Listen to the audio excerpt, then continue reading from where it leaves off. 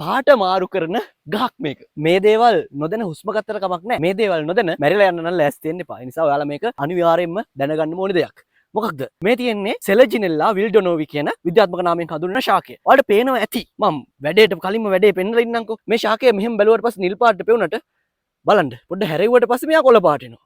ආයි මෙහෙම හැරෙව්වට පස්සේ නිල් පාටට පේනවා. ආයි මේ මැරුවට පස්සේ කොළ පාට එනවා. පාට මාරු කරන ගස්. අද අපිට හම්බෙලා තියෙන්නේ එහෙනම් පාට මාරු කරන ගහක්.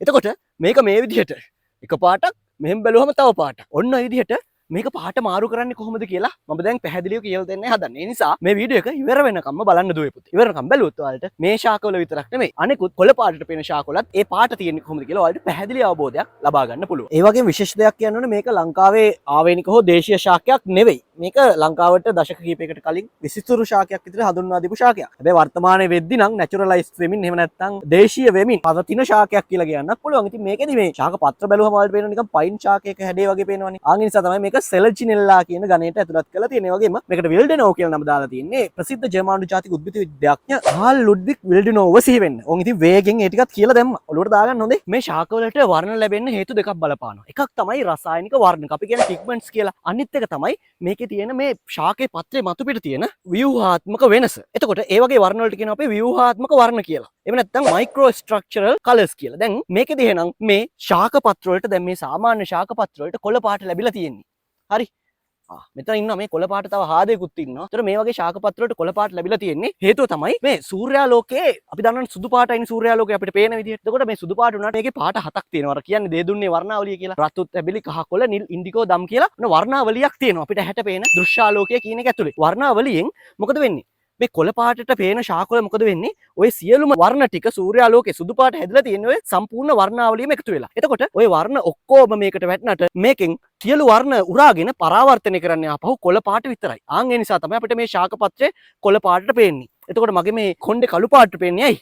මේ එන ආලෝකයේ සියලුම වර්ණ මගේ කොණ්ඩෙන් උරා ගන්න නිසා. හැබැයි මගේ දත් සුදු පාටට පේන්නේ ඇයි? මේ ලැබෙන සියලු ආලෝකය එහෙමම පරාවර්තනය කරන නිසා. ඕකේ පරාවර්තනය කරන ප්‍රමාණය යම් කිසි ප්‍රමාණයකින් අඩු වැඩි වෙන්න පුළුවන්. ඒකට අමනාපයක් ඇති කරගන්න එපා. මම මේ පැහැදිලි කිරීමක් කරන්නේ. ඉතින් ඒක දිහෙම වෙද්දි මේ වගේදී මොකද වෙන්නේ?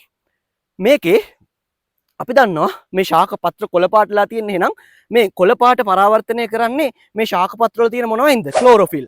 එහෙම නැත්නම් හරිත ලව මගින්. ඒ නිසා තමයි මේවා මේ හරිත වර්ණ වෙලා තියෙන්නේ. මේ ක්ලෝරොෆිල් මේ ඉරේලිය වැටුණට පස්සේ ක්ලෝරොෆිල් වලට හානි වෙන්න පුළුවන්. විවිධ ශාක පත්‍රයට හානි වෙන්න පුළුවන්. මේ දේවල් නිසා මොකද වෙලා තියෙන්නේ? මේකේ ශාකේ මේ පත්‍රයේ මතු පිට මේ පත්‍රයේ අපිචර්මයේ තියෙන සෛල තුල විශේෂ හරිත වර්ගයක් තියෙනවා. අපි ඒවට කියනවා ඉරිඩෝප්ලාස්ට්ස් කියලා. ඉරිඩෝප්ලාස්ට්. ඔන්න ඔය සෛල වල තියෙන ඉරිඩෝප්ලාස්ට් මගින් මොකද කරන්නේ? ප්‍රභා සංශ්ලේෂණයට අමතරව එයා ප්‍රකාශ පෙරහනක් එහෙම නැත්නම් ආලෝකයේ පෙරලා ඒ පෙරන ආලෝකයෙන් නිල් පාට ආලෝකය නැත්නම් මේ ඇක්වා බ්ලූ එක මේ ශාක පත්‍රයෙන් පරාවර්තනය කරනවා.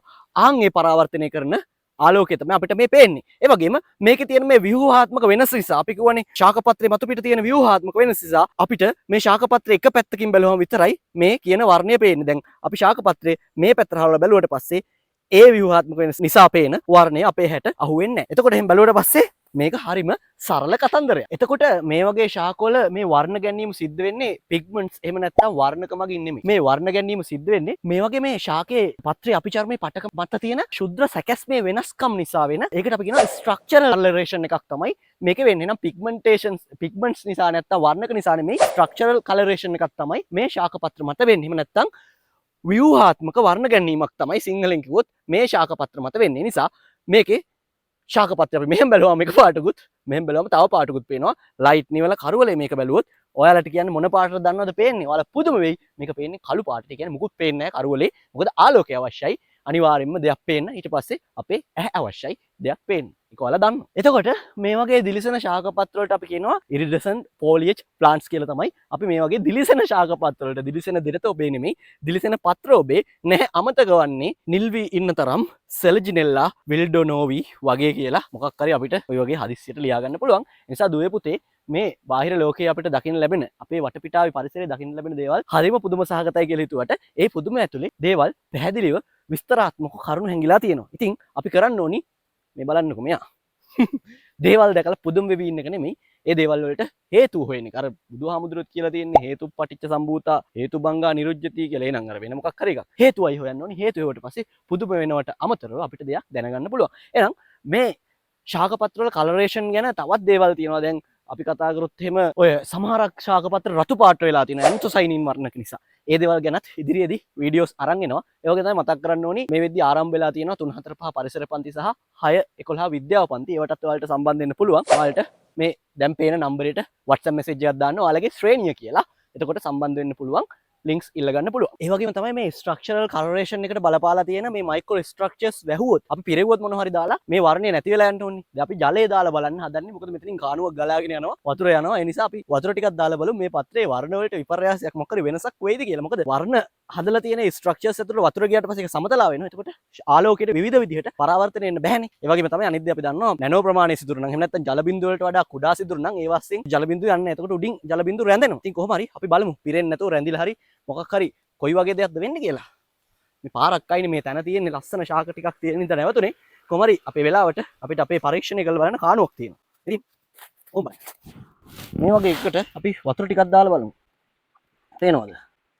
ඒ වර්ණය මේ වතුර පෙරුණට පස්සේ නැත්නම් හොඳින් වතුර වැටෙනට පස්සේ ඒ වර්ණය නැති වෙනවා. හොඳින් වතුර වැටෙනට පස්සේ ඒ වර්ණය නැති වුණා. ඉතින් ඕකයි කතන්දරේ. දැක්කද? එහෙනම් ඔච්චරයි. තවත් මේ වගේ අපූර්ව දෙයකින් හම්බෙමු. එන අපි ගියා. බයි.